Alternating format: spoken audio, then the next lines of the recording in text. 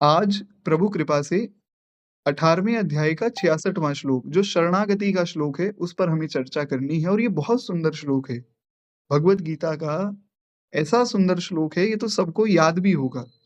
सबने सुना भी होगा, सबको याद भी होगा, कंठस्थ भी होगा। बड़ा प्यारा श्लोक है। तो हम प्रवेश करें एक बार, प्रेम से बोलिए भक्तवत्सल भगवान की जय। और बहुत सावधानी से सुनिएगा, बड़ा सुंदर इसमें शरणागति का भाव है। श्री स्वामी रामसुखदास जी महाराज ने बड़ी सुंदर से इसकी व्याख्या की है। तो बहुत सावधानी से शांत चित्त होकर, एकाग्र चित्त होकर इस श्लोक को और आज की कथा को हम सब सुने। सर्वधर्मान् परित्यज्य मामेकं शरणं व्रज, अहं त्वां सर्वपापेभ्यो मोक्षयिष्यामि मा शुचः। कहते हैं सर्वधर्मान् परित्यज्य मामेकं शरणं व्रज, अहं त्वां सर्वपापेभ्यो मोक्षयिष्यामि मा शुचः। भगवान ने कहा कि सब धर्मों का आश्रय, सर्वधर्मान मतलब संपूर्ण धर्मों का आश्रय, परित्यज्य त्याग कर, एकम, एकम मतलब केवल एक, माम, माम मतलब मैं, संपूर्ण धर्मों का आश्रय छोड़कर तू, यानी कि अर्जुन को समझा रहे हैं कि हे अर्जुन तू, और यहाँ पर ऐसा मत सोचिए कि अर्जुन को समझा रहे हैं, ये सोचिए कि भगवान हमें समझा रहे हैं, हमें बता रहे हैं, अपनी बात अपने आप को रखकर फिर सुनिएगा, बड़ा आनंद आपको आएगा। तो भगवान कह रहे हैं कि सर्वधर्मान यानी कि संपूर्ण धर्म आश्रय जो है उसको छोड़कर, एकम केवल मुझ में, परितज्य का मतलब छोड़कर, एकम केवल एक, और माम मतलब मुझ में, माम एकम यानी कि केवल एक मेरी शरण लो, दूसरे किसी की शरण में नहीं जाना है। आजकल तो महाराज परम श्रद्धेय परम पूज्य स्वामी जी की ही गीता है और स्वामी जी की बात चल रही है। एक बड़ी सुंदर बात जो है श्री स्वामी जी की, मैं आपसे निवेदन करूं। हुआ क्या कि एक बार स्वामी जी के सत्संग में, हालांकि कभी ऐसी बात होती नहीं थी, स्वामी जी तो विशुद्ध सत्संग ही करते थे, केवल कथा का ही उनका भाव रहता था, लेकिन एक दिन उनका हृदय बड़ा ही ज्यादा व्यथित हो गया। इतना व्यथित हो गया कि एक दिन स्वामी जी बोले कि मन तो करता है बस अब संसार को छोड़ दे। हालांकि संत ऐसी बात कहते नहीं है, संत कभी भी ऐसी बात नहीं कहते हैं कि हम संसार को छोड़ दें, क्योंकि संतों का जो जीवन है वो पूरा भगवान के आश्रित है। तो मरना या जीना संत ये नहीं सोचते कि ये हमारे हाथ में है, संत सोचते हैं तो भगवान के हाथ में है। तो लेकिन स्वामी जी ने एक दिन अपने सत्संग में ऐसी बात कही, सब बड़े हैरान हुए कि भाई स्वामी जी ऐसी बात क्यों कह रहे हैं। तो स्वामी जी ने कहा कि इतना पाप बढ़ गया है, गो हत्या हो रही है, ब्राह्मणों का, साधुओं का अपमान हो रहा है, तिरस्कार हो रहा है, और लोग अपूज्य की पूजा कर रहे हैं, लोग जो पूजनीय नहीं है उसकी पूजा कर रहे हैं। अब देखिए, नाम तो स्वामी जी ने किसी का नहीं लिया, लेकिन स्वामी जी ने एक बात कही कि जो हिंदू संस्कृति में ही जिसका कोई वर्णन नहीं, उसकी पूजा हो रही। महाराज साईं बाबा को लोग पूज रहे हैं, पीरों फकीरों को पूज रहे हैं, उनको कहो भगवान की पूजा करो तो भगवान में भाव नहीं, पर ये प्रेतों को पूज रहे हैं। ये सब प्रेत ही तो हैं। क्यों? क्यों? हमारी तो मन की कामना पूरी हो गई जी, इतना ही केवल हमारा जीवन रह गया कि मन की कामना पूरी हो गई, तो हमने भगवान को पूजना तो छोड़ दिया, हम तो प्रेतों को पूज रहे हैं। ये बहुत विकृत मानसिकता इस भारतवर्ष के श्री वासियों की हो गई। तो हुआ क्या कि श्री स्वामी जी महाराज ने ये बात कही, ये तो बड़ा भयावह समय है, लोग अपूज्य की पूजा कर रहे हैं। इसलिए भगवान ने कहा कि माम एकम, केवल मेरी शरण लो, दूसरे किसी की शरण मत लो, क्योंकि अन्य देवताओं की शरण में भी जाने की आवश्यकता नहीं। भगवान ने कहा है कि अगर तुम्हें धन चाहिए तो भी मेरी शरण में आ जाओ। ऐसा नहीं कि केवल निष्काम भक्त ही मेरी शरण में आते हैं। भगवान कह रहे हैं ऐसा बिल्कुल भी नहीं है। अगर तुम आर्त हो, तुम दुनिया के सताए हुए हो, तुम्हारा कहना है कि दुनिया में तो हमें सब सता रहे हैं, कोई हमारा नहीं है, हम भगवान की पूजा इसलिए कर रहे हैं, इसलिए नहीं कर रहे कि भगवान हमारे हैं, इसलिए कर रहे हैं कि हम संसार से सताए हुए हैं। ठीक है, कोई बात नहीं, मेरी शरण आओ। भगवान ने कहा अगर तुम्हें ये मन में हो कि मुझे बहुत पैसा चाहिए, मैं इसलिए पूजा नहीं कर रहा हूँ कि मुझे प्रेम मिल जाए, मैं इसलिए पूजा करता हूँ कि मुझे पैसा मिल जाए, तो भगवान कहते हैं कोई बात नहीं, फिर भी तुम मेरी शरण लो। कोई कहे कि मैं तो जानना चाहता हूँ कि मैं कौन हूँ, मुझे किसने बनाया, मैं कहाँ से आया। तो भगवान ने कहा कोई बात नहीं, तुम भी मेरी शरण में ही आओ। और किसी ने कहा कि मैं तो प्रभु केवल आपका ही प्रेम चाहता हूँ, दूसरा कुछ चाहता ही नहीं। आपकी कथा हो, आपका कीर्तन हो, आपका सत्संग हो, उसमें मेरा जीवन निकल जाए, मेरी तो मन की कामना यही है। तव कथामृतम तप्त जीवनम।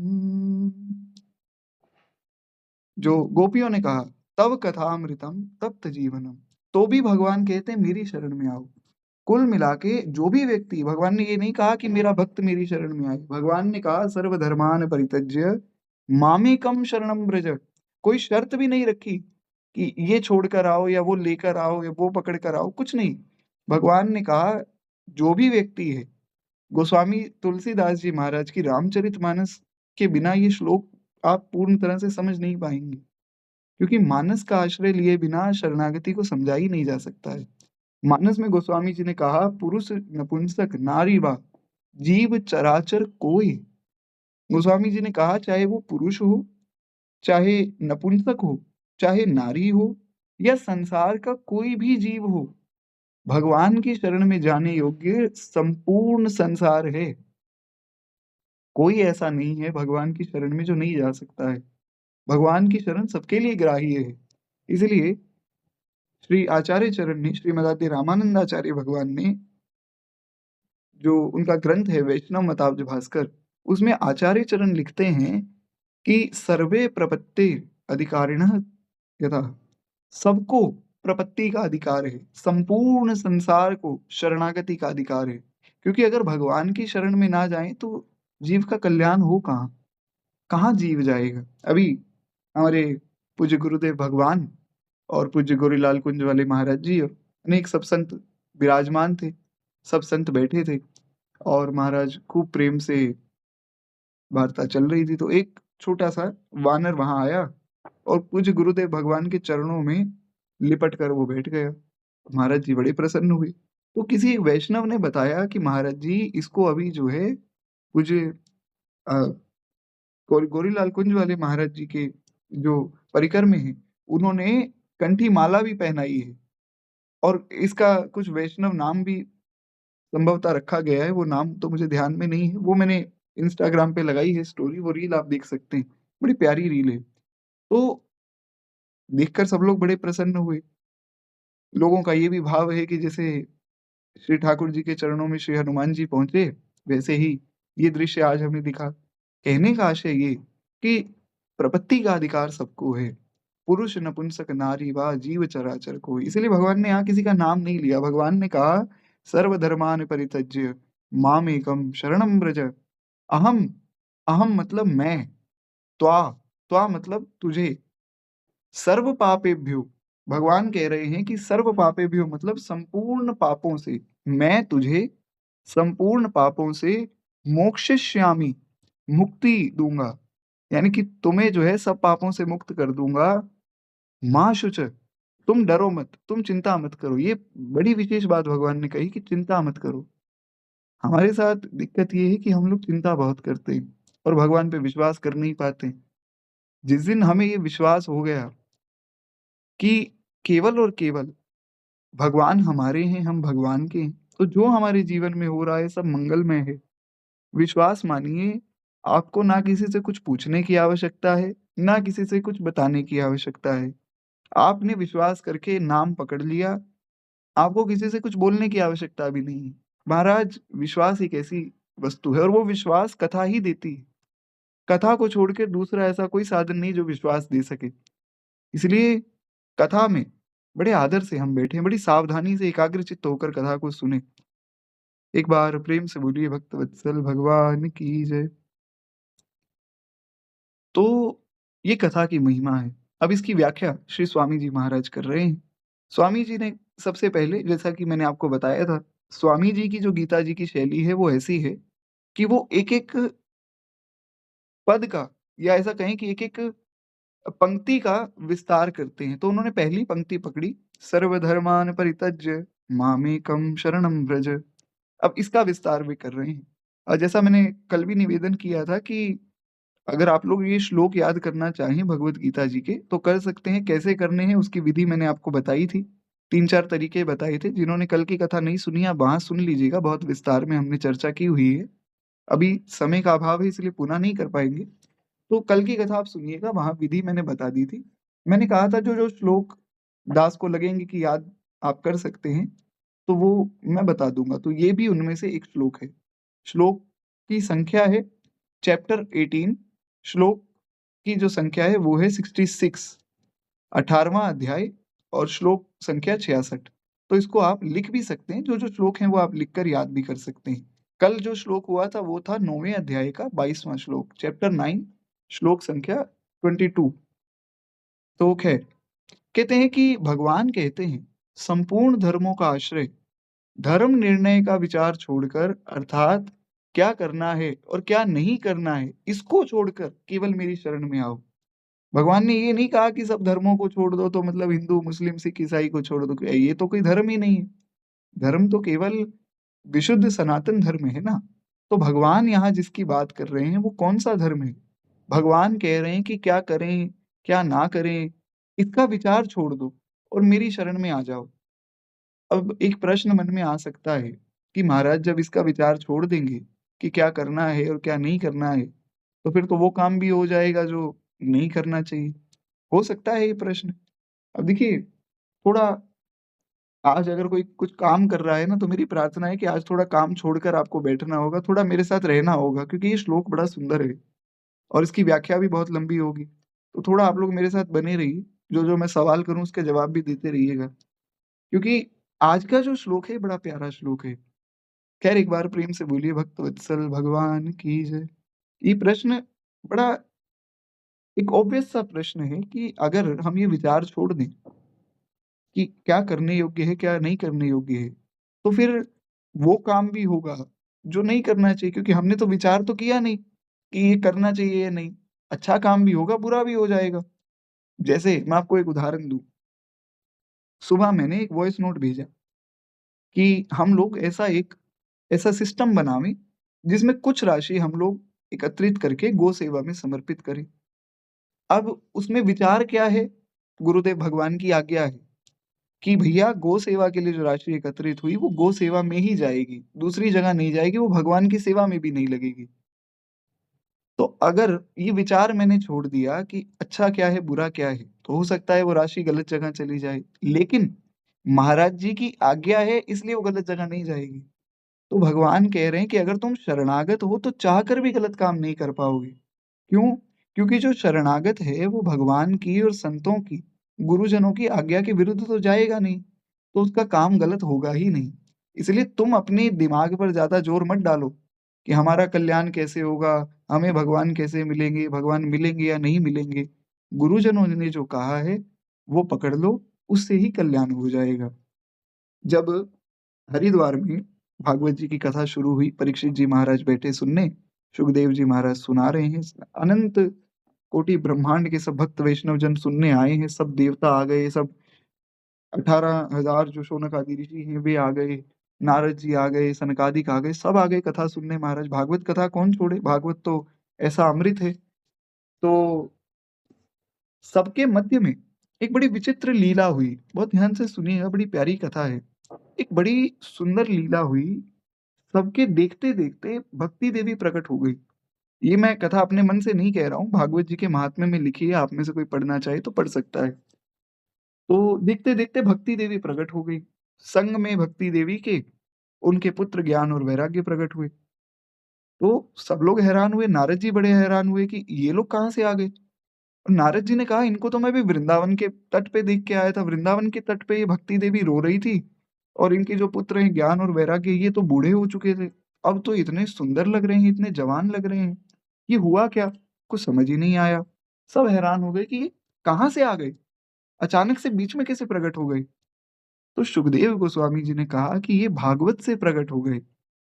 जहाँ भागवत की कथा हो रही है, जहाँ भगवान की कथा हो रही है, भक्तों की कथा हो रही है, वहाँ भक्ति, ज्ञान और वैराग्य तो प्रकट हो ही जाएगी। आपको कुछ नहीं आता। आप कथा सुनते रहिए, आप इतने ज्ञानी हो जाएँगे कि आपको कुछ और जानने की आवश्यकता ही नहीं। कथा में इतनी शक्ति है। कथा ही एकमात्र कल्याण का साधन है। अच्छा, वहाँ पर जब भक्ति देवी प्रकट हुई हैं, एक बड़ी प्यारी लीला हुई। भक्ति देवी ने प्रकट होकर कीर्तन किया। बड़ा सुंदर कीर्तन, ये भक्ति का कीर्तन है, जो भक्ति देवी ने स्वयं किया है। इसका मतलब ये है कि ये कीर्तन करने से भक्ति देवी प्रसन्न होती हैं। इसलिए ये कीर्तन सबको नित्य करना चाहिए। कौन-सा कीर्तन? श्री कृष्ण गोविंद हरे मुरारी, हे नाथ नारायण वासुदेवा। श्री कृष्ण गोविंद हरे मुरारी, हे नाथ नारायण वासुदेवा। हे नाथ नारायण वासुदेवा, हे नाथ नारायण वासुदेवा। श्री कृष्ण गोविंद हरे मुरारी, हे नाथ नारायण वासुदेवा। बड़ा प्यारा कीर्तन है, एक बार प्रेम से बोलिए भक्त वत्सल भगवान की जय। हमारे पास थोड़ा समय का अभाव है, लेकिन ये कीर्तन बहुत प्यारा है। ये भक्ति देवी ने प्रकट होकर कीर्तन किया है। ये कीर्तन सबको करना चाहिए। तो कल्याण का एकमात्र साधन है भगवत शरणागति, भगवान की कथा, भगवान का नाम। तो श्री स्वामी जी लिखते हैं कि स्वयं भगवान के शरणागत हो जाना, यह संपूर्ण साधनों का सार है। गोस्वामी तुलसीदास जी महाराज ने विनय पत्रिका में लिखा, राम ही को गाय जाए, सब विधि ही को सार रे। और बड़ा सुंदर ये श्लोक है, अभी पूरा मुझे ध्यान में नहीं है। गोस्वामी जी ने कहा कि भगवान का भजन करना संपूर्ण विधियों का सार है, और भगवान को भूल जाना यही सबसे बड़ा निषेध है। किसी को ये समझ ना आए ना क्या करें क्या ना करें, तो इतना समझ लेना चाहिए कि भगवान को भूल जाना सबसे बड़ा निषिद्ध कार्य है, कि ये तो बिल्कुल भी नहीं करना है। और भगवान को याद कर लिया, यही सबसे उत्तम, सबसे महनीय कार्य है। तो बड़ा प्रसिद्ध जो है ये पद है गोस्वामी जी का। मुझे वो पंक्ति याद नहीं आ रही, बड़ी प्यारी पंक्ति है। खैर कोई बात नहीं, याद आएगी तो मैं आप लोगों को सुनाऊंगा। एक बार प्रेम से बोलिए भक्त वत्सल भगवान की जय। तो इस प्रकार से यहाँ कहा गया कि भगवान की शरण हो जाना ही संपूर्ण विधियों का सार है। भगवान की शरण से ऊपर और कुछ भी नहीं है। आप शरणागत हो गए, इसका मतलब आपका जन्म लेना सफल हो गया। शरणागति से ऊपर कुछ भी नहीं है। वही बात यहाँ भगवान ने कही कि माम एकम, केवल मेरी शरण में आ जाओ, बस फिर तुम्हें चिंता नहीं करनी, फिर चिंता मैं करूंगा। फिर आगे की जो सारी कार्यभार की जिम्मेदारी है वो मेरी है, फिर तुम निश्चिंत हो जाओ। हाँ, खैर एक बार प्रेम से बोलिए भक्त वत्सल भगवान की जय। बड़ा ठाकुर जी की बड़ी आज श्लोक जो है वो याद आ गया, वो पंक्ति। तो उसमें श्री गोस्वामी जी ने कहा, राम को सुमिरी बो, सब विधि ही को ताज रे। राम को बिसारी बो, निषेध सिर ताज रे। गोस्वामी जी ने कहा कि राम जी का स्मरण, भगवान का स्मरण सब विधियों का राजा है। यानी कि सब विधियां आपने कर ली, भगवान का स्मरण नहीं किया तो कुछ नहीं किया, और भगवान का स्मरण कर लिया ये सबसे बड़ी विधि है। और राम को बिसारी बो, भगवान को भूल जाना, ये निषेध सिर ताज रे। निषिद्ध वस्तुओं में सबसे ऊपर है भगवान को भूल जाना। 5 प्रकार के महापाप कहे गए, गो हत्या है, ब्रह्म हत्या है, गुरु स्त्री का गमन है, मदिरापान है। मदिरापान को 5 महापापों में गिना गया, और विश्वासघात है। और भागवत जी में तो ऐसा वर्णन आया, भागवत जी में श्री क्षमा राम जी महाराज, जो परम श्रद्धेय परम पूज्य स्वामी श्री रामसुखदास जी महाराज के ही परिकर में थे, बड़े ही प्यारे उनके शिष्य थे। क्षमा राम जी महाराज कहते हैं कि ये जो विश्वासघात है ना, विश्वासघात का घेरा बहुत बड़ा है। जैसे मान लीजिए किसी व्यक्ति ने आप पे विश्वास किया कि आपको अमुक वस्तु जो है उनको देनी है और बदले में कुछ पैसे भी देंगे। उन्होंने पैसे तो दे दिए, आपने वो वस्तु नहीं दी। चाहे वो बहुत छोटी-सी वस्तु है, आपने सोचा क्या फ़र्क पड़ेगा? लेकिन ये बहुत बड़ा विश्वासघात है, बहुत बड़ा पाप है। क्यों? क्योंकि उस व्यक्ति के मन में ये आएगा कि देखो, आज के समय में किसी का भला करने से तो बुरा ही मिलता है, तो भला क्यों करें? तो उसके हृदय की भावना को आपने आघात पहुँचाया, तो ये भी विश्वासघात में आता है। इसलिए विश्वासघात का दायरा बहुत बड़ा है महाराज, बचना चाहिए विश्वासघात से। खैर तो कहते हैं इस प्रकार से स्वयं भगवान के शरणागत हो जाना, ये संपूर्ण साधनों का सार है। इसमें इस शरणागत भक्त को अपने लिए कुछ भी नहीं करना होता है। जैसे पतिव्रता जो नारी है, अपना कोई काम उसका नहीं रहता है। वह अपने शरीर का सार-संभार अपने पति के नाते से इसीलिए जैसे पतिव्रता नारी अपने शरीर की सार-संभार अपने पति के नाते से करती है, ऐसे ही भगवान का भक्त अपने शरीर की सार-संभार भगवान के नाते से करता है। एक बार हमारे गुरुदेव भगवान को जो है स्लीप डिस्क की एक दिक्कत हो गई। पीठ में बहुत दिक्कत हो जाती है उससे। इतना कष्ट होता कि महाराज जी एक बार कहीं कथा कहने जा रहे थे, गोरीलाल कुंज वाले महाराज जी साथ में थे और रास्ते में बीच रास्ते में गाड़ी महाराज जी ने रुकवाई और ज़मीन पर लेटना पड़ा। इतना कष्ट महाराज जी को हुआ। सोचिए कितना कष्ट हुआ होगा, पर महाराज जी कथा छोड़ते नहीं थे। कथा उस समय में भी कहते थे। डॉक्टरों ने कहा कि महाराज ये आप कर क्या रहे हो अपने शरीर के साथ? अरे आप कथा कहने की स्थिति में नहीं हैं। महाराज जी ने कहा हम कथा तो नहीं छोड़ेंगे। फिर जब इतना कष्ट बढ़ गया तो महाराज जी ने रात को महाराज जी बोले हमारे मन में विचार हुआ कि अरे कैसा जीवन है। भगवान की कथा भी अब नहीं कह पाएँगे, कुछ कर भी नहीं पाएँगे, सेवा भी नहीं हो पाएगी। इससे अच्छा तो फिर प्राण ही त्याग दें। बड़ा आर्त भाव से महाराज जी बताते हैं कि हमने भगवान को पुकारा कि इससे अच्छा तो आप हमारे प्राण ले लीजिए। कथा ही हमारा जीवन है। तव कथामृतम तप्त जीवनम। गीता जागता उदाहरण पूज्य गुरुदेव भगवान है।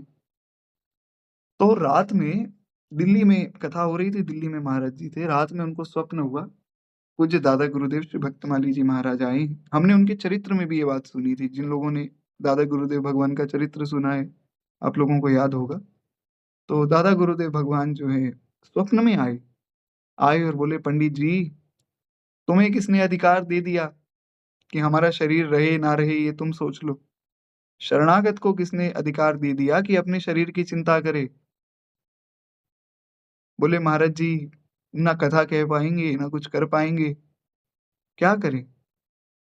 तो महाराज जी ने कहा कि शरणागत को ये अधिकार नहीं है। भगवान चाहेंगे तब तक शरीर रखेंगे, जब भगवान चाहेंगे तो शरीर को नष्ट करके पुनः तुम्हें वापस बुला लेंगे। तुम ये कैसे सोच रहे हो अपने मन से? तो बोले बताओ, कहाँ दर्द है? तो महाराज जी अब ये तो सो रहे थे ना, महाराज जी तो विश्राम में थे। तो महाराज जी ने कहा कि स्वप्न में हमने देखा कि हम उठ के बैठ गए, क्योंकि जब दादा गुरुदेव भगवान आए स्वप्न में तो महाराज जी ने सोचा दंडवत प्रणाम करें, हमारे गुरुजी आए। तो पूज्य दादा गुरुदेव भगवान ने मना कर दिया कि नहीं, पंडित जी तुम्हारी इतनी ऐसी स्थिति नहीं है कि तुम दंडवत कर सको, तुम बस दूर से प्रणाम कर लिया ठीक है। तो नीचे बैठ गए दादा गुरुदेव भगवान, ऊपर बैठे कुर्सी पे। तो महाराज जी जहाँ बैठे थे वहीं से घूम गए थोड़ा-सा, बैठे-बैठे घूम गए और बोले महाराज जी यहाँ पीठ में, यहाँ थोड़ा-सा कष्ट है। तो पूज्य दादा गुरुदेव भगवान ने अपनी लात लगाई और बोले जाओ, अब वृंदावन चले जाओ और खूब कथा करो और कभी ये नहीं सोचना कि हमारा शरीर रहे या ना रहे। भगवान के शरणागत को इस बात का अधिकार नहीं है। सुबह महाराज जी उठे। अब एक बात जो है विचार कीजिएगा, सब लोग यहाँ बने हुए हैं ना, एक बार प्रेम से बोलिए भक्त वत्सल भगवान की जय। एक बात विचार कीजिए, मान लीजिए आप सो रहे हैं, सोते-सोते स्वप्न में आपको भगवान दिखे, तो जब आप उठेंगे, तो कैसे उठेंगे? व्यक्ति उठेगा तो बेड से उठ के आराम से देखेगा कि अरे ये तो स्वप्न था, भगवान के दर्शन हुए, आनंदित होगा। महाराज जी विश्राम कर रहे थे उस बेड पे और जब सुबह आँख खुली तो देखा कि उसी दिशा में बैठे हैं और उसी दशा में बैठे हैं, जहाँ दादा गुरुदेव भगवान ने पैर लगाया। तो वो बड़े हैरान हुए कि ये क्या हो गया? हम तो सो रहे थे, यहाँ बैठ कैसे गए? और वो स्वप्न बिल्कुल सत्य हो गया। तो उठे, उठकर स्नान भी कर लिया और सब लोग आए सेवा वाले जितने भी सब परिकर-जन थे, बोले महाराज जी को स्नान आदि कराना है। तो महाराज जी को देखा तो वो तो स्नान करके अपना नित्य नियम में बैठ गए। तो महाराज जी ने कहा बस अब हम वृंदावन चलेंगे। सबने कहा महाराज जी आपकी तो बहुत स्थिति खराब है, आपको तो यहाँ डॉक्टर के पास दिखाने के लिए दिल्ली लाए हैं। महाराज जी ने कहा हमें कोई अब दिक्कत नहीं। बोले इतनी आपको कष्ट हो रहा था कि आपसे ना उठा जा रहा, ना बैठा जा रहा है। एक दिन में या एक रात्रि में आपका कष्ट दूर कैसे हो गया? तो महाराज जी बोले हमने किसी को कुछ बताया नहीं, बस हमारे गुरुदेव की आज्ञा हुई कि वृंदावन चले जाओ तो वृंदावन आ गए। तो कथा में पहली बार महाराज जी ने बात बताई। तो शरणागत को ये अधिकार नहीं है कि वो अपने विषय में कुछ चिंता करे, तो भगवान का कार्यभार है। हमारे साथ दिक्कत ये है कि हम अपने बारे में सोचते रहते हैं, अरे अब हमारा क्या होगा? क्या हम लोगों की नज़रों में अच्छे हैं, बुरे हैं? या क्या हमारा कल्याण होगा या नहीं होगा? क्या भगवान को पता है मैं भजन कर रहा हूँ या कर रही हूँ? ऐसा भी प्रश्न आता है। तो ये सब चीज़ें सोचने का अधिकार हमें किसने दे दिया? हमारा काम है भगवान का नाम लेना, भगवान की कथा सुनना, संत सेवा, गौ सेवा करना, बस इतना ही काम है। सोचना नहीं है। सोचना है तो श्री कृष्ण के विषय में सोचना है। सोचना है तो ये सोचना है कि भगवान को कैसे पाएँ। हे मुरलीधर चलिया मोहन हम भी तुमको दिल दे बैठे पहले से ही गम कुछ कम तो न थे एक और मुसीबत ले बैठे मुरलीधर चलिया मोहन हम भी तुमको दिल दे बैठे। बड़ा प्यारा भाव है बिंदु जी महाराज का कि पहले से ही महाराज इतना कष्ट था, एक और मुसीबत आ गई। क्या मुसीबत आ गई? भगवान का स्मरण करने से तो जीवन में शांति आती, मुसीबत क्या आई? अब मुसीबत ये हो गई कि सारे कष्ट तो भूल गए। अब कृष्ण ही कृष्ण दिख रहे हैं और कृष्ण को भूल नहीं पा रहे। तो संसार दिख ही नहीं रहा है, संसार का काम करें तो करें कैसे? ऐसी स्थिति हो जावे। अच्छा एक प्रश्न हो सकता है, कहीं कभी आपने सुना होगा, एक भाव गाया जाता है हमारे वृंदावन में तो खूब गाते हैं।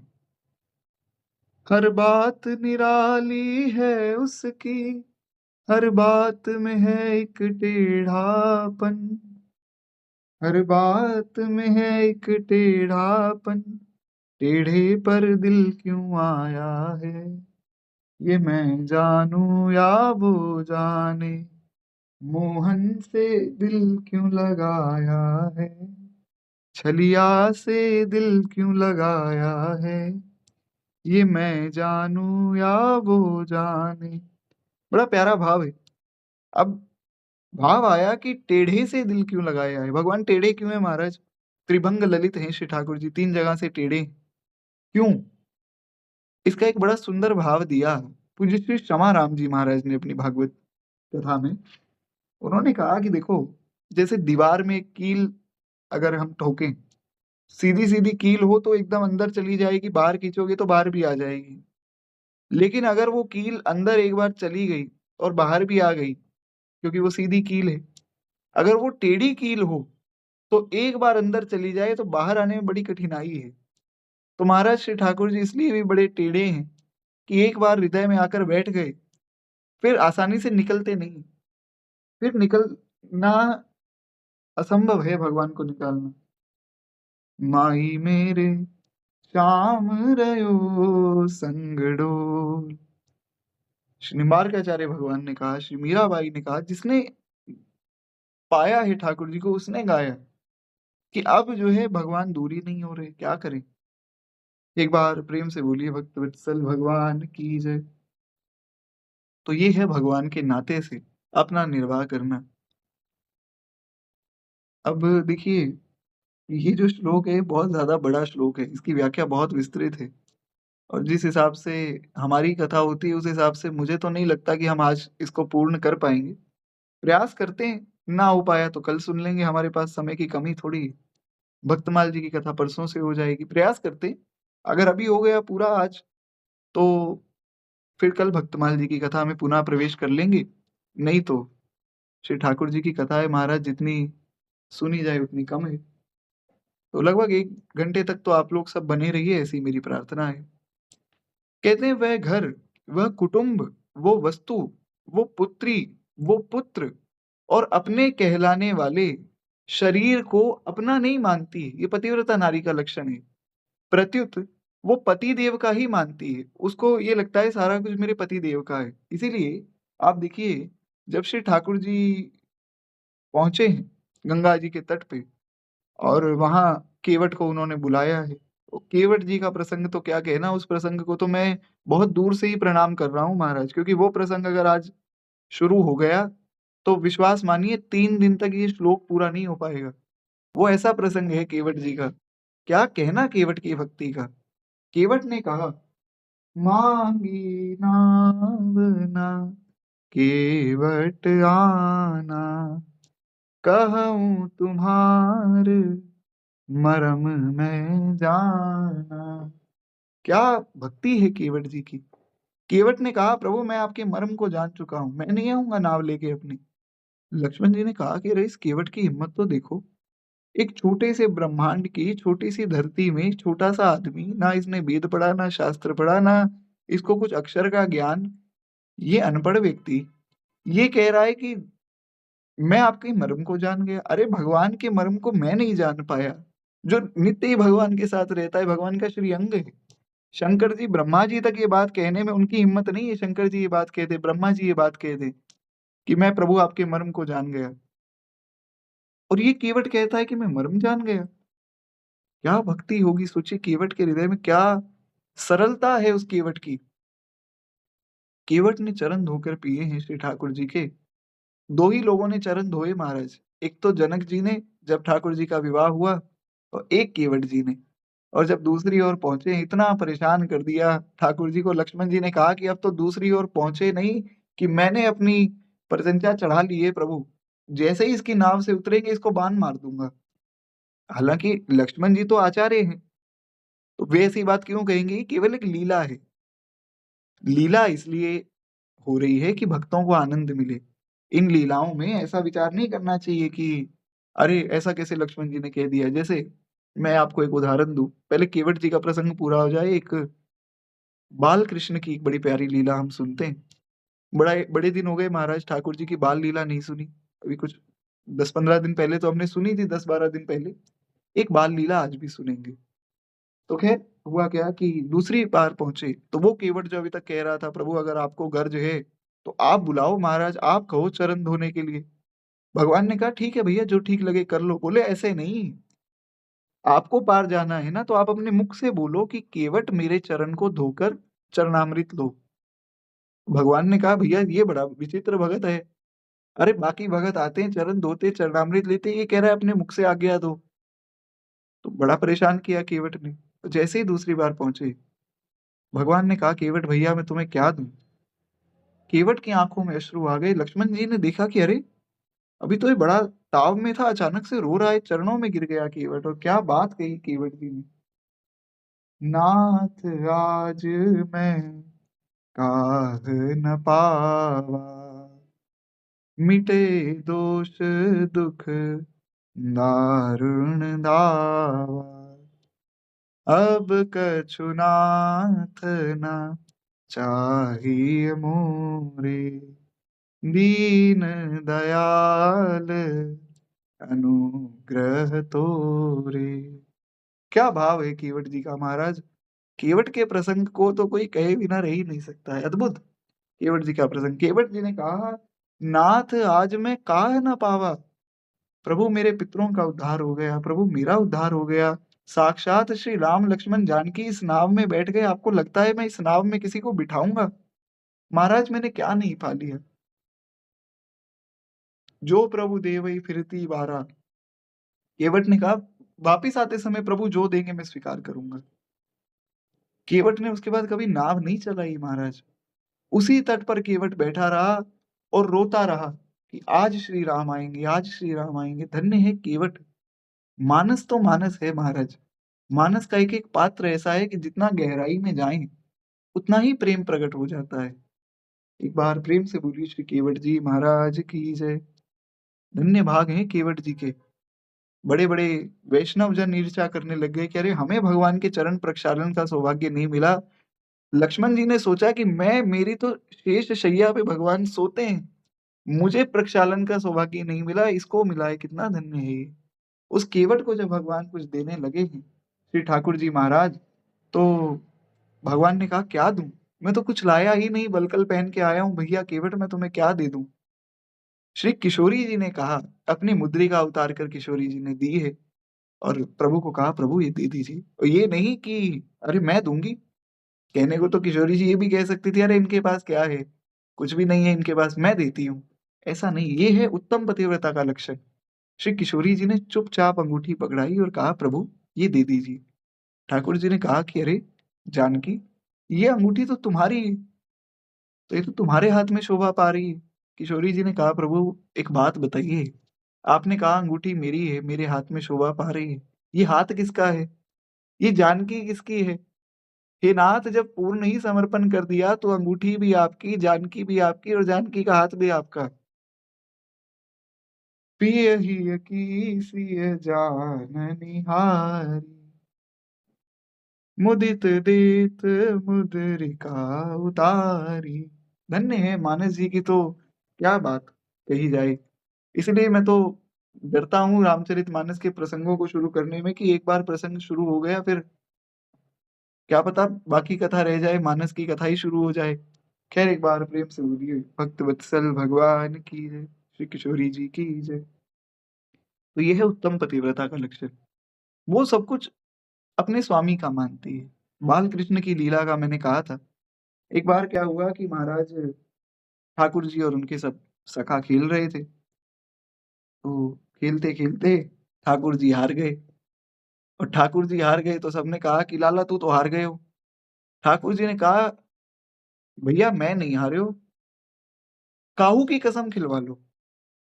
बोले कि मैया की कसम खाऊँ कि बाबा की कसम खाऊँ कि दाऊ भैया के तो सिर पे ही हाथ रख दिया, बोले इनकी कसम। दाऊ जी बड़े हैरान हुए कह रहे भई साक्षात सबने देखा अपनी आँखों से कि हार गया और मेरे सिर पे हाथ रख के कह रहा है कि दाऊ की कसम। बोला मैं तो किसी की कसम खिलवा लो, नंद बाबा की कसम खा लूँगा, नंद बाबा के बाबा की कसम खा लूँगा, मैया यशोदा की कसम खाने को कहोगे उनकी कसम खा लूँगा, मैं तो हारा ही नहीं। तो महाराज आज क्योंकि श्री रामा जीत गए और ठाकुर जी हार गए तो बाकी दिन तो ठाकुर जी की चाल चल जाती थी। झूठ बोलते थे साफ भगवान। अब ऐसा नहीं सोचना है कि भगवान झूठे हैं।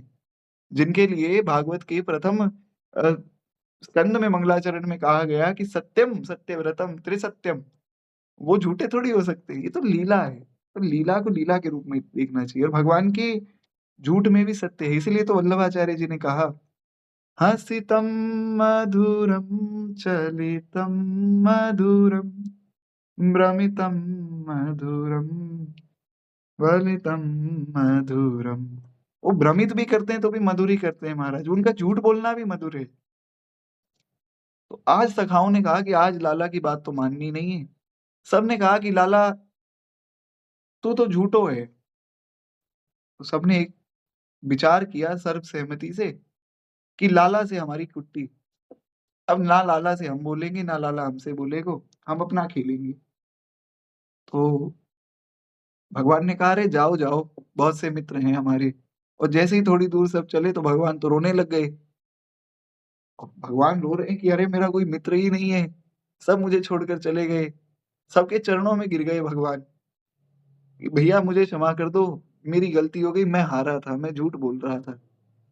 श्री रामा ने कहा कि ऐसे नहीं, भैया झूठ बोलने का दंड मिलेगा।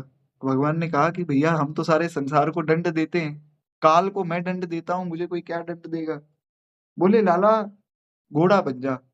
वो घोड़ा बन के जो है ठाकुर जी महाराज घोड़ा बने हैं और उनकी चुटिया को पकड़ के श्री रामा जी जो है ठाकुर जी को हाँक रहे हैं। क्या अद्भुत दृश्य है! और ब्रह्मा जी, शंकर जी आदि सब देवता ऊपर खड़े आसमान में देख रहे हैं। भागवत जी में सुखदेव जी कहते हैं कि ब्रह्मा जी आदि सब देवता विचार कर रहे हैं कि जिस अनंतानंत कोटि ब्रह्मांड नायक परब्रह्म परमात्मा को जिसकी एक झलक पाने के लिए हम तरस जाते हैं, वो आज अपने मित्रों के लिए घोड़ा बन गया महाराज। अद्भुत है श्री ठाकुर जी की लीला। एक बार प्रेम से बोलिए बाल कृष्ण लाल की जय। तो लीला तो महाराज लीला के स्वरूप में ही समझें। भगवान का सब कुछ मधुर ही है। कोई कहे कि अरे इतनी भक्ति करते हो, क्या मिला भक्ति करके? बर्बाद हो गए। तो उनका बर्बाद कर देना भी मधुर ही है। खूब आनंद में रहना चाहिए भक्त को। कहते हैं कि तात्पर्य यह हुआ कि जिस प्रकार से पतिव्रता पति के परायण होकर पति के गोत्र में ही अपना गोत्र मिला देती है और पति के ही घर पर रहती है, उसी प्रकार से शरणागत भक्त भी शरीर को लेकर माने जाने वाले गोत्र, जाति, नाम आदि भगवान के चरणों में अर्पण करके निर्भय, निशोक, निश्चिंत और निशंक हो जाता है। पहली बात तो निर्भय हो जाता है, कोई डर नहीं है किसी बात का भगवान के भक्त को। उसके बाद निशोक हो जाता है, उसे किसी का कोई शोक नहीं, क्योंकि पता है सब छूट जाएगा, संसार नष्ट होने वाला है, किसी बात का कोई शोक नहीं। केवल भगवान हमारे, हम भगवान के हैं। ये बात मन में आ गई तो शोक किस बात का? फिर निश्चिंत, भक्त निश्चिंत रहता है। व्यास भरोसे कुंवरी के सोवत पांव पसार। श्री व्यास जी महाराज ने कहा कि हम तो किशोरी जी के भरोसे हैं महाराज, हम तो पांव पसार के सो रहे हैं। और निशंक, भक्त के मन में शंका नहीं होती। ये शंका नहीं, अरे भगवान ने ऐसी लीला क्यों कर दी, भगवान होकर ऐसा काम कैसे कर सकते हैं? ये भक्त के मन में शंका नहीं हो सकती। अब मैं ये तो नहीं कह सकता कि कौन भक्त है और कौन अभक्त है, क्योंकि मैं सबसे बड़ा पापी हूँ। पर एक मैं घटना आपको सुना देता हूँ। एक जगह हम ऑडिट करने गए, तो जब ऑडिट पे गए तो जो पार्टी थी बहुत अच्छी पार्टी थी। खूब उन्होंने स्वागत सत्कार भी किया, खूब। जो उनके अकाउंटेंट थे वो बड़े अच्छे व्यक्ति थे, क्योंकि उन्होंने जैसे ही देखा इतना बड़ा तिलक गुरु कृपा से दास ने धारण किया, वो बड़े प्रसन्न हुए। बोले राधे राधे प्रभु जी, मैं भी भगवान को मानता हूँ। अरे आपने तो बड़ा सुंदर तिलक धारण किया है। अब तो लगभग 1-2 हफ्ते आपको हमारे यहाँ ऑडिट करना है, तो हमारी आपकी तो खूब जमेगी। तो मैं भी बड़ा प्रसन्न हुआ कि चलो अच्छा है कोई भगवान के भक्त मिले, क्योंकि मैं तो भगवान का नाम बिल्कुल भी नहीं लेता हूँ। इनके बहाने कोई एक आधा नाम ही मुख से निकल जाएगा। ज्यादा नहीं तो रोज मैं आऊंगा इनके यहाँ, तो कम से कम ये राधे राधे बोलेंगे तो मेरे मुख से भी राधे राधे निकलेगा। तो एक बार तो नाम निकलेगा प्रभु का। तो खूब अच्छा लगा, उन्होंने नंबर आदि भी लिया और बोले आप जो भगवान के स्टेटस लगाते हो मैं देखता हूँ जी, मुझे बड़ा अच्छा लगता है, मुझे बड़ी प्रसन्नता आती है। लेकिन जिस दिन हमें जाना था उससे एक दिन पहले कुछ उन्होंने बात ऐसी कही जो मेरे हृदय को बड़ी पीड़ा हुई। उन्होंने कहा कि देखो, भगवान की लीला में भी कहीं न कहीं कमी तो थी, दाग है भगवान के चरित्र में। मैंने कहा महाराज, आप ये बात कह रहे हैं? अरे आप तो भगवान के भक्त थे, आप तो इतना बढ़िया-बढ़िया बात बता रहे थे। आप तो मुझे कह रहे थे कोई भगवान की बात सुना दो। आप कह रहे हो भगवान के चरित्र में दाग है? बोले हाँ, अरे जब भगवान श्री राम बालक के रूप में आए, तो काकभुशुंडी जी के पीछे चले गए, उनको अनंत कोटि ब्रह्मांड दिखा दिया, फिर काकभुशुंडी जी चरणों में गिर गए कि प्रभु भूल हो गई। मैंने सारे ब्रह्मांडों को देखा, सब ब्रह्मांडों में अलग ब्रह्मा, अलग विष्णु, अलग शंकर, अलग देवता, अलग अयोध्या, अलग सरयू, अलग ही लक्ष्मण जी, अलग ही भरत जी, अलग ही शत्रुघ्न जी। अनंत ब्रह्मांडों में देखा, किसी ब्रह्मांड में पशु हैं, किसी में मनुष्य हैं, किसी में कुछ है, किसी में कुछ है। एक चीज जो कॉमन देखी, एक चीज जो सब जगह एक सी थी, वो थे राम, वो थे आप। तो इतनी बड़ी लीला कर दी। अरे छोटे बालक थे तो बालक की तरह रो लेते, इतनी बड़ी लीला क्यों की, शक्ति क्यों दिखाई? जब मनुष्य के रूप में आई तो शक्ति क्यों दिखाई? मैंने कहा महाराज जी कैसी बात आप कर रहे हैं? अरे कोई दूसरा कहता तो मुझे संशय भी नहीं होता, आपने ये बात भगवान के विषय में कही, बड़ी पीड़ा हुई हृदय को। अरे भगवान की लीला में आप शंका कर रहे हैं? बोले देखो अभी आपको और भी जानने की आवश्यकता है, आप अभी छोटे हो ना, आपको पता नहीं। हालांकि उसके बाद में उनसे बात तो मैंने नहीं की, पर मेरे हृदय को बड़ी पीड़ा पहुंची। मैं ये नहीं कह रहा हूँ कि वो अभक्त हैं, मैं किसी के चरित्र पर या किसी के विषय में कुछ नहीं कहना चाहता हूँ। मैं केवल ये कह रहा हूँ कि ऐसी शंका हमें ना हो। उदाहरण जो मैंने दी, इसका तात्पर्य केवल इतना है कि ऐसी किसी भी लीला में हम शंका ना करके बैठें। क्योंकि महाराज ब्रह्मा जी को शंका हुई थी, परिणाम आपको पता है। इंद्र को शंका हो गई थी कि कौन है ये कृष्ण, परिणाम आप सब जानते हैं। तो इसलिए भगवान की लीला में शंका नहीं करनी। हाँ, ये हो सकता है हमें समझ ना आवे, तो हम किसी अच्छे वैष्णव से, किसी संत से या हमारे गुरुजी से जाकर पूछ लें, वो बात ठीक है। शंका भगवान की लीला में नहीं करनी चाहिए। एक बार प्रेम से बोलिए भक्त वत्सल भगवान की जय। भगवान के और भक्तों के चरित्र में शंका ना होवे, बस हो तो केवल विश्वास। तो अब जो है थोड़ा भूमिका हमने बहुत ज्यादा बना ली है, लगभग 45 मिनट हो गए। तो अब थोड़ा जल्दी जल्दी हम लोग सब श्लोकों को सुने, जो जहां विस्तार की आवश्यकता होगी वहां विस्तार भी कर लेंगे। एक बार प्रेम से बोलिए भक्त वत्सल भगवान की जय। श्री स्वामी जी महाराज ने कहा कि गीता के अनुसार यहाँ धर्म शब्द जो है वो कर्तव्य कर्म का वाचक है, कि सब कर्तव्यों को छोड़कर मेरी शरण में आओ। कारण कि अध्याय के 41वें और 41वें से लेकर 44वें श्लोक तक जो भगवान ने वर्णन किया इसी अध्याय में, ये 18वां अध्याय 66वां श्लोक है ना। तो स्वामी जी महाराज ने रेफरेंस दिया है हर श्लोक में। मैंने इसलिए कहा था कि स्वामी जी महाराज का पूरा जीवन ही गीता था। उन्होंने हर श्लोक में किसी ना किसी श्लोक का रेफरेंस दे दिया। अब ये तो वही दे सकता है ना जिसने अनंत बार गीता जी को पढ़ लिया हो, उसको सारे श्लोक कंठस्थ हो गए हों।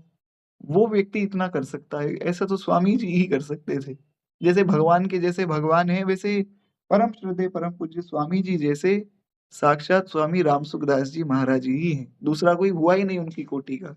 एक बार प्रेम से बोलिए श्री स्वामी जी महाराज की जय। अद्भुत महात्मा।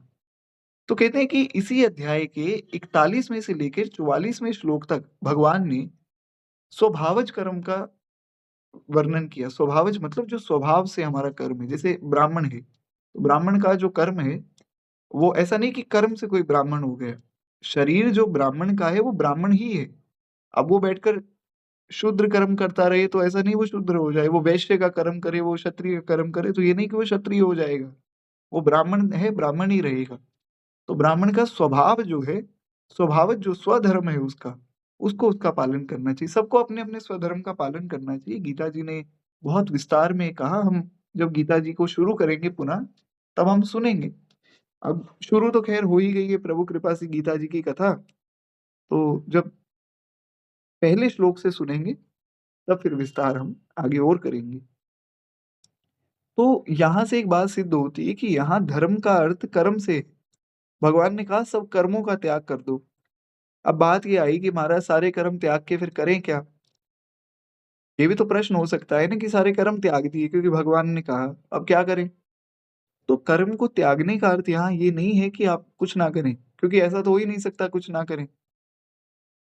जैसे मैं आपको एक उदाहरण देता हूँ, बहुत ध्यान से सुनिएगा ये उदाहरण, सब लोग यहाँ मेरे साथ बने रहिएगा। इसलिए मैंने कहा था ये जो आज का श्लोक है बड़ा गंभीर है, सबको बने रहना होगा, प्रश्नों का उत्तर भी देना पड़ेगा साथ के साथ। मान लीजिए आप सो रहे हैं, रात को आप सोए और 5 घंटे आप सोते हैं, चलिए 6 घंटे हम ले लेते हैं कि आपने ये नियम लिया कि मैं 11 बजे से 5 बजे सोऊंगा या सोऊंगी। बहुत ध्यान से सुनिएगा। मैं सुबह 4 बजे आ गया, आप 5 बजे उठते हैं, मैं 4 बजे आ गया और मैं खूब जोर से कीर्तन करने लगा, श्री कृष्ण गोविंद हरे मुरारी, हे नाथ नारायण वासुदेवा। और आपकी नींद खुल गई। अब आपकी नींद खुल गई तो आप ये सोचेंगे कि अरे सुबह सुबह उठा दिया, इतनी जल्दी उठा दिया, अभी तो हमारी नींद भी नहीं पकी थी। इसका मतलब क्या हुआ कि हम सो रहे हैं, कुछ नहीं कर रहे हैं तो भी नींद पक रही है। अब ऐसा तो है नहीं कि व्यक्ति दिन में बढ़ता है, शरीर तो रात में भी बढ़ रहा है, रात में कौन सा कर्म हो रहा है। इसका मतलब ये है कि सूक्ष्म देह से कर्म हो रहा है। कर्म किए बिना कोई नहीं रह सकता है। आशा करता हूँ आप लोग समझे होंगे इस बात को। तो इसलिए ऐसा नहीं कि कर्म ना करें। यहाँ भगवान ने कहा सर्वधर्मान परित्यज्य, का मतलब सारे कर्मों का त्याग करने का मतलब कि जो भी कार्य करो भगवान के निमित्त करो, भगवान की सेवा मानकर करो। काम मानकर, कार्य मानकर मत करो। जब सेवा मानकर करेंगे, कायेन वाचा मनसेन्द्रिये वा बुद्ध्यात्मना वानुसृत स्वभावात् करोति यत् यत् सकलं परस्मै श्रीनारायणायेति समर्पयेत्। भगवान को समर्पित करना चाहिए हर कार्य, फिर वो भगवान की सेवा हो जाएगी। हमने कल के श्लोक में भी इस पर विस्तार में चर्चा की थी, आशा करता हूँ आपको याद होगा। जिन्होंने नहीं सुना, पुनः निवेदन करूँ, यूट्यूब पे वो श्लोक है, आप लोग उसको जाकर सुन सकते हैं। तो इस प्रकार से जो है कर्मों का इस प्रकार से हमें यहाँ आकलन करना चाहिए। आशा करता हूँ मेरी आवाज़ जो है क्लियर आ रही है सबको। एक बार प्रेम से बोलिए भक्तवत्सल भगवान की जय। जी, तो आगे श्री स्वामी जी महाराज ने कहा कि उसके बाद 47वें श्लोक से जो है उत्तराधर्म उत्तराधर्म मतलब जो प्रकरण आया उसके विषय में हम आगे सुनेंगे, जब भगवत गीता जी को सुनेंगे। तो 47वें तथा 48वें श्लोक में कर्म शब्द का प्रयोग हुआ। पहले स्वभावज कर्म आया, फिर कर्म आया। तात्पर्य ये हुआ कि आदि और अंत में कर्म शब्द आया है और बीच में जो है स्वधर्म आया है। तो इसका मतलब ये है कि ये धर्म वास्तव में कर्म ही है। ये कैसे हुआ, मैं आपको थोड़ा समझा देता हूँ। एक न्याय होता है कि आदि और अंत में जो है वही मध्य में भी होगा। जैसे एक मैं आपको उदाहरण दूं, क्योंकि भगवत गीता जी मैंने पहले भी कहा था बहुत गंभीर ग्रंथ है, इसमें आपको बहुत एकाग्रता से सुनना पड़ेगा। देखिए, भगवान सृष्टि जब हुई, अब मैं प्रश्न कर रहा हूँ आप लोगों से, ये बताइएगा, जो सृष्टि ये हुई, क्या भगवान इस सृष्टि से पहले कभी थे? ऐसा लोग कहते हैं ना कि इतने 4 बिलियन ईयर्स पहले ये सृष्टि बनी। चलिए मान लिया, हालांकि ऐसा है नहीं, सृष्टि तो भगवान की इच्छा से बनती है, नष्ट होती है। मान लिया कि 400 करोड़ साल पहले ये धरती बनी, तो क्या भगवान उससे पहले कभी होंगे? क्या कभी ऐसा हुआ कि थे? जी, तो जैसा आप सबका कहना है कि हाँ, भगवान तो थे ही, तो चलिए मान लिया प्रलय हो गया, नष्ट हो गई सारी सृष्टि। कोई कह रहा था कि 2026 में दुनिया खत्म हो जाएगी, तो अच्छा है हो जाए, हम तो कथा सुन रहे हैं, कथा सुनते-सुनते हो जाए और भी अच्छा है। सब लोग भगवान के धाम पहुँच जाएँगे, तो क्या पता वहाँ भी भगवान यही सेवा दे दें कि चलो बैठकर यहाँ कथा पूरी कर लो जो रह गई थी। तो मान लीजिए अब जो है सृष्टि कथा सुनते-सुनते खत्म हो गई, तो क्या कल से भगवान रहेंगे? क्योंकि सृष्टि तो आज खत्म हो गई ना रात को, 8:40 हुए, 8:45 पे सृष्टि खत्म। तो जैसा आपका कहना है कि रहेंगे, तो पहले भी थे, आगे भी रहेंगे, इसका मतलब अभी भी हैं। अभी हैं तभी तो रहेंगे ना आगे। पहले थे तो अभी हैं तो आगे रहेंगे। या ऐसा समझिए कि आगे रहेंगे इसका मतलब अभी हैं इसका मतलब पहले भी थे। तो जो आदि में है और अंत में है वो मध्य में भी होगा। आशा करता हूँ आप समझे होंगे। और मैं हृदय की बात बताऊँ कि महाराज, ये जो मैंने आपको उदाहरण देकर समझाया है ना, ये मैं कभी भी नहीं समझा सकता। अगर आप मुझे वैसे मिल जाएँ पर्सनली, मैं आपको कभी नहीं समझा सकता इतनी सरलता से।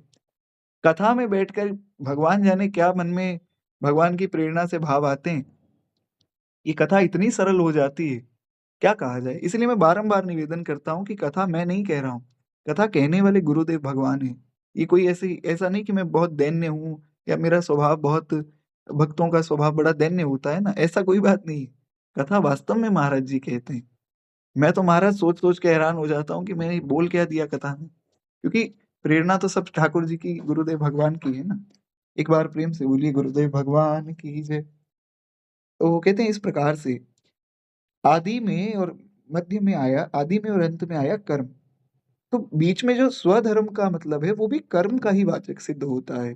तो यहाँ प्रश्न ये होता है कि स्वधर्म जो है सर्वधर्मान परित्यज्य का क्या अर्थ है? इससे भगवान क्या कहना चाहते हैं? तो इसका उत्तर यह है कि धर्म के स्वरूप से त्याग करना ना तो गीता के अनुसार ठीक है और ना ही यहाँ के प्रसंग के अनुसार ठीक है। ऐसा नहीं कि धर्म को त्याग दें, ऐसा नहीं भगवान कह रहे हैं, क्योंकि भगवान की ये बात सुनकर अर्जुन ने कर्तव्य कर्म त्यागा नहीं। अगर भगवान ये कहते कि कर्म छोड़ दो, तो फिर अर्जुन कहते कि महाराज पिछले 18 अध्याय से मुझे बार-बार कह रहे हो कि युद्ध करो, युद्ध करो, युद्ध करो और यहाँ 18वें अध्याय में जिसमें 18वें अध्याय में 78 श्लोक हैं टोटल। तो 66th ये श्लोक है। 5-10 श्लोक रह गए, अब आप कह रहे हो युद्ध छोड़ दो। ऐसा नहीं है। इसका अर्थ क्या है ये समझना है। मैंने आपको कल की कथा में भी बताया था कि बहुत से ऐसे शास्त्रों में वचन आए हैं, जो सुनने में लगता है कुछ और है, पर जब हम उनको सुनते हैं, तो संतों से जब सुनते हैं, किसी अप्रामाणिक व्यक्ति से सुनेंगे तब तो अर्थ उल्टा ही निकलेगा। किसी संत से सुनेंगे ना, तब उसका अर्थ आपको बहुत सरलता से समझ आएगा और उसका सच्चा अर्थ समझ आएगा। आप कहें तो मैं इसका भी एक उदाहरण दे दूँ। वैसे तो समय का थोड़ा-सा अभाव तो है, पर जब मन में आ ही गया कि कल भी सुन लेंगे तो एक उदाहरण दे देता हूँ, बड़ा प्यारा उदाहरण है। पूज्य श्री राजेश्वरानंद जी महाराज बड़े अद्भुत रामायणी हुए। उनके जैसी राम कथा तो वे ही कह सकते थे। अद्भुत राम कथा भी कहते। तो एक बार उनकी कथा में मैं एक प्रसंग सुन रहा था। उन्होंने कहा एक दिन हम कहीं किसी गाँव में थे, तो एक कोई महात्मा जी हमें मिले। हमें बड़ी प्रसन्नता हुई कि चलो कोई संत भगवान मिले, हम उनके साथ किसी भगत के घर रुके। तो हमें बड़ी प्रसन्नता थी। पूज्य राजेश्वरानंद जी महाराज की बात बता रहा हूँ कि वे ऐसा कह रहे थे कि हमें बड़ी प्रसन्नता हुई कि चलो कोई स्वामी जी, कोई महात्मा जी रुके हैं। तो अगले दिन आस-पास के गाँव के सब लोग आ गए। गाँव के लोग सरल होते हैं, भोले स्वभाव के होते हैं। देखा 2 साधु आए हैं, तो सोचा इनसे कुछ सत्संग की बात पूछ लें मैं। तो सब बैठे, सबने खूब आदर-सत्कार किया। बोले, "महाराज अब कुछ सुनाओ, कुछ भगवान की कथा सुनाओ।" तो पूज्य महाराज जी जो हैं, श्री राजेश्वरानंद जी महाराज, उन्होंने कहा कि स्वामी जी आप कुछ कहिए, क्योंकि हम भी आपको सुनना चाहते हैं। कहते तो हम रोज़ ही हैं, नित्य कथा कहते हैं, पर आज एक संत को हम सुनना चाहते हैं। वो स्वामी जी बोले, "हाँ, हाँ, अरे बिल्कुल हम क्यों नहीं कहेंगे।" तो पूज्य महाराज जी ने कहा, "मैं बड़े आदर से सुनने बैठा था, बड़ी उत्सुकता से सुनने बैठा था कि क्या कहेंगे।" तो यही है कथा सुनने की विधि। यहाँ समझिए, देखिए मैंने आपको पहले भी कहा था, कथा को बड़ी बारीकी से सुनिए, एक-एक बात को पकड़ लीजिए। एक संत कथा कह रहे हैं और दूसरे सुनने बैठे हैं, कैसे बैठे? बड़ी उत्सुकता से कि क्या कहेंगे? हम भी इसी उत्सुकता से बैठे कि आज की कथा में क्या नई बात आएगी। तो बोले मैं बड़े आदर से बैठा था, वो स्वामी जी ने बोलना शुरू किया। बोले कि देखो, अच्छा उनकी सत्संग की शुरुआत कैसे हुई? उनके सत्संग की शुरुआत इस बात से हुई कि ये राम, ये कृष्ण, ये नारायण, ये ब्रह्मा, शिव, गौरी, लक्ष्मी, सरस्वती ये कोई भगवान नहीं है। और महाराज जी बोले हम तो महाराज मन में बड़े हँसे कि धन्य हो जिसका सत्संग ही इस बात से शुरू हो रहा है कि राम, कृष्ण, नारायण आदि कोई भगवान ही नहीं है। तो उसका सत्संग कैसा होगा वो तो सभी जान गए। पर महाराज जी बोले मैं कुछ बोला नहीं, मैं सुनना चाहता था इनका सत्संग आगे और क्या कहता है। तो उन्होंने कहा कि देखो ये कोई भगवान नहीं है। तो लोग हैरान हो गए, बोले महाराज हम तो बचपन से इनकी पूजा कर रहे हैं। किसी ने कहा मैं नारायण का भगत हूँ, किसी ने कहा मैं जो है माँ भगवती पार्वती की उपासना करता हूँ, कोई बोला मैं तो शंकर जी का भगत हूँ जी, कोई बोला मैं गणेश जी की उपासना करता हूँ, किसी ने कहा मैं भगवान सूर्य की उपासना करता हूँ। यही 5 देवता हैं, पंचदेवोपासना है सनातन धर्म की। तो बोले कि हम तो इनकी पूजा कर रहे हैं बचपन से। तो बोले देखो ये भगवान नहीं है। तो क्यों महाराज? बोले चलो तुम्हें मैं एक उदाहरण से बताता हूँ। अच्छा अब आप लोग भी करके देखिएगा। लेकिन मेरी प्रार्थना है देखिए, जो लोग अभी यहाँ हैं, 8 बज के 46 मिनट हो रहे हैं, जो लोग अभी यहाँ हैं, 5-10 मिनट के लिए अपना काम छोड़ दीजिए और कथा को लीव मत कर दीजिएगा। क्योंकि अगर लीव कर दी तो फिर आपके मन में संशय आ जाएगा। मैं पहले ही बता देता हूँ। बहुत सावधानी से एकाग्रचित्त होकर कम से कम ये प्रसंग सुन लीजिएगा। अब जो है अपनी-अपनी आँख बंद कर लीजिए और आँख बंद करके विचार कीजिए। ये बात उन महात्मा जी ने सब लोगों को कही कि सोचो, हाथी अब आप भी सोचिएगा साथ के साथ। मैं कहूँ हाथी, तो आपको क्या दिखेगा? एक हाथी है, बहुत बड़ा है, उसके 4 पैर हैं, 1 पूँछ है, बहुत विशाल उसका शरीर है, 2 बड़े-बड़े कान हैं, एक बड़ी-सी सूँड है। यही हाथी सबको दिखा होगा, जितने भी लोग यहाँ बैठे हैं। आप सबने यही हाथी देखा होगा, संभवतः ऐसा ही कोई स्वरूप आपके मन में आया होगा। जैसा कि आप लोगों ने कहा कि यही स्वरूप आया। अब मैं कहूँ बंदर, बंदर का भी यही स्वरूप आएगा, मैं कहूँ शेर, उसका भी यही स्वरूप आएगा। अब मैं कहूँ भगवान, अब भगवान की छवि सबके मन में अलग-अलग हो सकती है। कोई चतुर्भुज स्वरूप में जो है शंख चक्र गदा पद्म आदि धारण किए नारायण का अनुभव करता है। कोई मुरली बजाते हुए कृष्ण कन्हैया का अनुभव करता है। कोई हाथ में धनुष बाण लिए मंद-मंद मुस्कान लिए श्री रघुनाथ जी का दर्शन करता है। कोई दोनों कमर पे हाथ रखे ठाड़े भये हमारे विट्ठल देव जी का अनुभव करता है। कोई अपने हाथों को पसारे करुणा भरे नेत्रों से अपने भक्त को अपनी तरफ बुलाते हुए जगन्नाथ जी का अनुभव करता है। कोई महाराज नेत्र जुगाए मंद-मंद मुस्कान छोटी-छोटी दतुलियाँ लिए राधा रमन का अनुभव करता होगा। कोई बड़ी करुणा भरी दृष्टि से देखते हुए राधा वल्लभ का अनुभव करता होगा। कोई कुछ अनुभव कर रहा है, कोई कुछ अनुभव कर रहा है। हो सकता है सबके मन में अलग-अलग भगवान की छवि आई होगी। अब जब हाथी एक है, हाथी तो एक है ना महाराज, सबको एक ही हाथी दिखा। भगवान सबको अलग-अलग दिखे होंगे। निश्चित रूप से अलग-अलग दिखे ही होंगे। कोई राधा वल्लभ जी का स्वरूप देख रहा है, कोई राधा रमन जी का स्वरूप देख रहा है, कोई राम जी का रूप देख रहा है, कोई कृष्ण जी का रूप देख रहा है। सबके मन में कुछ-कुछ भाव आया होगा और ठीक भी है, अपने-अपने इष्ट का ध्यान करना चाहिए, अच्छी बात है। तो अब इसका मतलब क्या हुआ कि अगर परमात्मा ये सब भगवान होते, राम, कृष्ण, नारायण, दुर्गा जी, शंकर जी, गणेश जी, ये सारे भगवान होते, तो फिर इतने सारे क्यों होते? फिर एक भगवान होते ना, कोई कहता हाथी, तो हाथी दिख गया, कोई कहता शेर, शेर दिख गया, कोई कहता भगवान, तो भगवान दिख गए, सबको एक भगवान दिखते। आशा करता हूँ आप लोग समझे होंगे उन महात्मा जी की बात, कि अगर ये भगवान होते, तो सबको एक ही भगवान दिखता ना, अलग-अलग क्यों दिखते? अब बहुत सुंदर एक बात और हुई। सब लोग बने हुए हैं ना, एक बार प्रेम से बोलिए भक्तवत्सल भगवान की जय। अब खोल लीजिए महाराज आँखें। तो उन्होंने कहा, "हाँ, बात तो सही है।" सब लोग बड़े हैरान हुए, बोले, "महाराज, हमारी तो आँखें खुल गई। अरे! आपने सच्ची बात बताई। आप जैसा महात्मा तो कोई विरला ही आया, आप ही आए हमारे गाँव में तो ऐसे। बाकी भी महात्मा आए, कोई कृष्ण कथा सुना रहा है, कोई रामलीला सुना रहा है महाराज। ये तो अद्भुत कथा सुना दी आपने।" तो मंद-मंद मुस्कुरा रहे थे पूज्य श्री राजेश्वरानंद जी महाराज, वे बैठे थे। बोले, "स्वामी जी, आपकी बात में एक बात हम जोड़ दें। केवल 1 मिनट मुझे दीजिए बस।"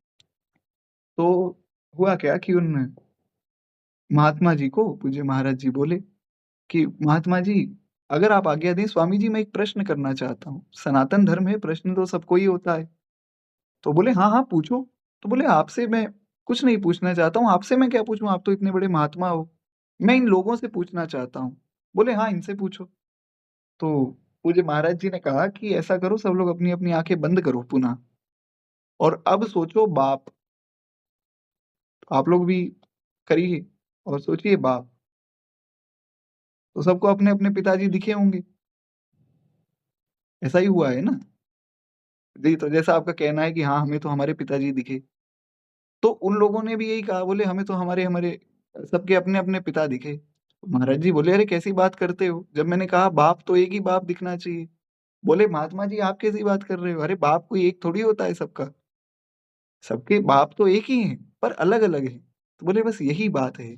बाप तो एक ही है, भगवान तो एक ही है, पर सबके लिए अलग-अलग स्वरूपों को वे धारण करते हैं, सब भक्तों को आनंद देने के लिए।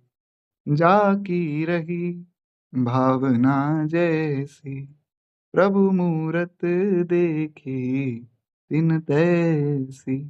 बोलिए भक्तवत्सल भगवान की जय। तो इस प्रकार से यहाँ श्री स्वामी जी महाराज ने बताया कि इसका उत्तर ये है कि धर्म का स्वरूप से त्याग करना तो गीता के अनुसार ठीक नहीं है। हाँ, हम ये चर्चा कर रहे थे कि जो शास्त्रों के वचन आए, ज़रूरी नहीं है कि वो वैसे हों जैसे हमें दिख रहे हैं। हमें संतों से सुनना चाहिए। ये इसके लिए मैंने एक कथा सुनाई थी कि एक तरफ एक प्रामाणिक संत बैठे हैं, एक तरफ एक ऐसा व्यक्ति बैठा है जो भगवान का विरोधी है। तो बात दोनों में से सुंदर किसकी लगी, ये मैं आप पर छोड़ता हूँ। आपको पहले वाला उदाहरण हाथी वाला ज़्यादा सुंदर लगा या वो सबके अपने-अपने पिताजी वाला उदाहरण ज़्यादा सुंदर लगा, वो आपके ऊपर है। तो संत की बात, सुननी चाहिए। संतन के संग लाग रे, तेरी अच्छी बनेगी, खुल जाएंगे तेरे भाग रे, तेरी अच्छी बनेगी, अच्छी बनेगी तेरी बिगड़ी बनेगी, संतन के संग लाग रे, तेरी अच्छी बनेगी। संतों के संग रहना चाहिए। जी बिल्कुल, दोनों उदाहरण साथ तो थे, दोनों व्यक्ति भी संत ही थे, पर उनका मार्ग अलग अलग है। एक ज्ञान मार्गी है, एक भक्ति मार्गी है। और ज्ञान मार्गी भी वो अभी पूर्ण रूप से ज्ञान मार्गी नहीं हुई, क्योंकि जो सच्चा ज्ञान मार्गी है वो भगवान की तरफ तो जाएगा। उन्होंने तो सत्संग ही इस बात से शुरू किया कि ना राम भगवान, ना कृष्ण, ना नारायण। तो ऐसे लोगों को अगर आप संत माने अच्छी बात है, पर दूर से ही संत माने महाराज, उनके पास नहीं जाना चाहिए। दूर से उनसे अपना जय श्री कृष्णा राम राम करके अपने आनंद में रहना चाहिए। हमें तो ऐसे संतों के पास जाना है जो हमें भगवान तक लेकर जाए। खैर, कहते हैं क्योंकि भगवान की ये बात सुनकर अर्जुन ने कर्तव्य कर्म का त्याग नहीं किया, प्रत्युत कारिष्ये वचनम तव। अर्जुन ने कहा कि प्रभु जो आपने कहा है, कारिष्ये वचनम तव, अब मैं सारी बात समझ गया हूँ, मेरा मोह दूर हो गया। अब आपने जो कहा है मैं वही करूंगा। आपने जो कहा उसके अतिरिक्त कुछ नहीं करूंगा। अर्जुन ने ये नहीं कहा मैं लड़ूंगा। ये भी बड़ी विशेष बात, ये हम आगे गीता जी में सुनेंगे। और देखिए, मैं इसीलिए बार बार निवेदन करता हूँ कि एकाग्रता से कथा सुनेंगे ना तो ये बातें आपकी पकड़ में खुद ही आ जाएंगी। अर्जुन ने ये कहा कि कारिष्ये वचनम तव, प्रभु जो आप कहेंगे वो करूंगा। इतनी गीता सुनने के बाद भी अर्जुन ही कह देते ना मैं लड़ूंगा, तो वास्तव में शायद अर्जुन गीता ना समझ पाते। क्यों? क्योंकि आपने ऐसे भी बहुत से लोग देखे होंगे। अब तो गीता जी शुरू हो रही है महाराज, ऐसे लोगों की खूब बात होगी। ऐसे बहुत से लोग आपको मिलेंगे। श्री कृष्ण कहते हैं कि जो तुम्हारा सबसे अपना है वही तुम्हें धोखा देगा।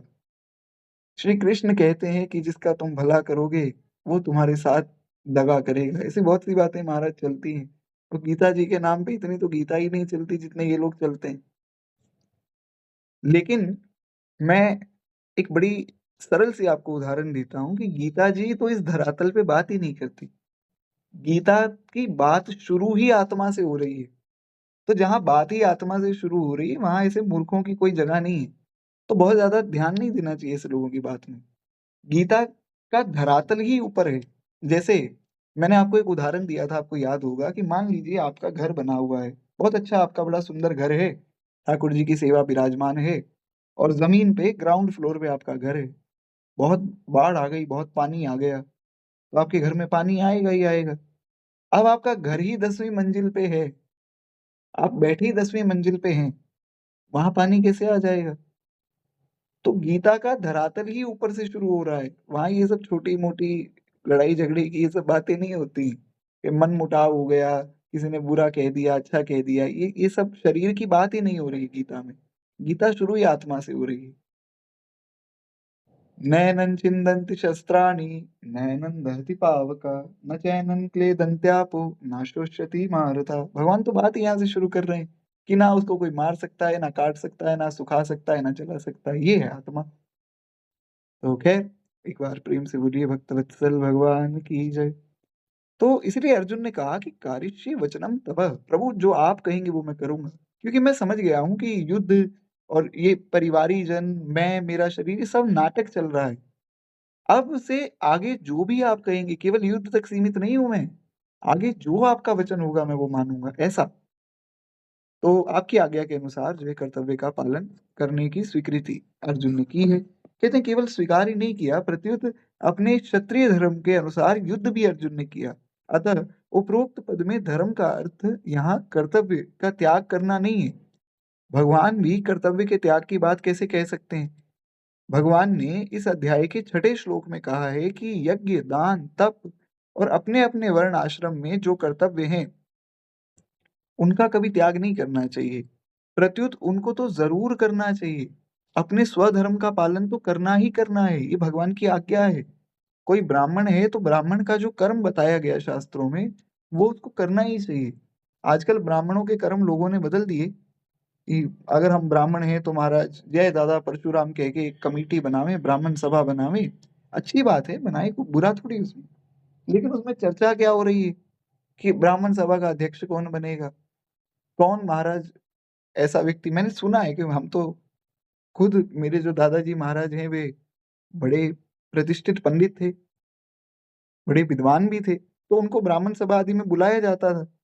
मैं भी एक बार ब्राह्मण सभा में गया, प्रभु कृपा से ब्राह्मण शरीर प्राप्त हुआ है, तो मैं तो बड़ा खुश हुआ कि अरे ब्राह्मणों की सभा है महाराज, बड़ा आनंद हो जाएगा। तो वहाँ जो प्रधान जी थे मंदिर में, जो ब्राह्मण सभा के प्रधान हैं, वो मंदिर में हम बैठे थे, कुछ कोई सभा चल रही थी, मुझे याद नहीं किस विषय में थी, पर कुछ सभा तो थी। तो वो शुद्ध श्लोक उच्चारण नहीं कर पाए। मैं ये नहीं कह रहा हूँ कि निंदा में नहीं कह रहा हूँ, मैं केवल ये कह रहा हूँ कि कैसी स्थिति हो गई ब्राह्मणों की कि एक ब्राह्मण जो है उसकी ना तो चोटी है ना तिलक है, और वो ब्राह्मण सभा का प्रधान है और वो श्लोक उच्चारण नहीं कर पा रहा है। उनकी निंदा नहीं कर रहा हूँ मैं समाज की स्थिति बता रहा हूँ। तो हम एकजुट हो जाए, हम हिंदू हैं और जो है, अरे क्या हो गया, हिंदू हिंदू भाई भाई, तो किसी से भी विवाह कर लो, और कोई भी व्यक्ति किसी के भी घर जाओ, खा लो, किसी के साथ भी बैठ जाओ, कोई आचार विचार ही नहीं रह गया। किसी को मार दो, मुसलमानों को मार देंगे, हम इनको मार देंगे, काट देंगे, और उनको कहें कि भैया रामायण की एक चौपाई सुना दो, को गीता जी का श्लोक सुना दो, तो ये लोग बोल नहीं पाते। तो ऐसा हिंदू नहीं बनना है हमें, हिंदू वो बनना है जो अपने शास्त्रों का, अपने धर्म का ज्ञान जिसको हो, भगवान के विषय में जो जानता हो और भगवान को मानता हो, वो वास्तव में सच्चा हिंदू वो है। इसलिए गोस्वामी जी की बात से जहां से कथा शुरू हुई, वहां ही मैं आज की कथा का विश्राम करूंगा। गोस्वामी जी ने कहा, राम ही को गाई वो सब विधि ही को राज रे, राम को बिसारी वो निषेध सिर ताज रे। कितनी सभाएं बना लें आप, मैं किसी सभा का विरोधी नहीं हूं, आप कितनी सभाएं बना लें, कितने ही लोगों को एकजुट करके किसी को मार दें, काट दें, लेकिन जब तक भगवान के नहीं हुए, गोस्वामी जी ने कहा, काम से रूप प्रताप दिनेश से सोम से शील गणेश से माने, हरिश्चंद्र से साचे बड़े विधि से मधवा से महीप विषय सुख साने, सुख से मुनि नारद से बकता, चिर जीवन लोमस ते अधिकाने, ऐसे भय तो कहा तुलसी जुपे, राजीव लोचन राम न जाने।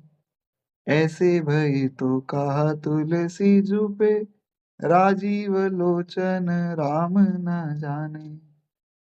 बोले भक्त वत्सल भगवान की जय। अब जब बात मुख से विश्राम की निकल ही गई है तो ठीक है, कथा का हम यही विश्राम करते हैं। कल हम सुबह 6:30 बजे जुड़ेंगे। अब प्रयास तो मेरा ये पूरा रहता है कि सुबह कथा हो जाए, पर नेटवर्क की दिक्कत थोड़ी सी रहती है, मैं उसके लिए क्षमा प्रार्थी हूँ। कल आप लोग एक्टिव रहिएगा। कल हम 6:30 बजे जुड़ेंगे, पुनः इसी श्लोक पर चर्चा करेंगे। खूब आनंद से आज भगवान की चर्चा हुई। अब मैं आप लोगों से आज्ञा चाहूंगा, किसी का कोई प्रश्न आदि हो तो आप पूछ श्री सकते हैं। राधा वल्लभ हरिवंश। जी श्री हरिवंश, बताइए बताइए।